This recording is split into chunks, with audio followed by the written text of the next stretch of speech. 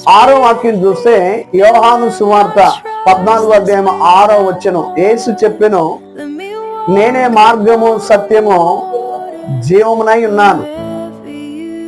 ఇక్కడ మీరు చదవబడిన లేఖన భాగాన్ని పరిశీలన చేస్తే యేసు ప్రభువే జీవానికి మూలం అని వాక్యం చెబుతుంది. జీవానికి మూలం. ఒక మనిషి జీవిస్తాడంటే దానికి మూలాధారం ఏంటంటే మన ప్రభు అయిన యేసుక్రీస్తు వారని బైబిల్ చక్కగా చెబుతుంది. ఆదికాండము 2వ అధ్యాయం 7వ వాక్యం. ఇప్పుడు నేను చెప్పిన విషయాలంతా కూడా ఆదికాండము 2వ అధ్యాయం 7వ వచనం, దేవుడైన యెహోవా నరుని నిర్మించి. అమ్మ, మన జీవం ఎక్కడుందంట? ముక్కులో ఉందంట. అర్థమవుతుంది. మన జీవం ఎక్కడుంది? ముక్కులో ఉంది.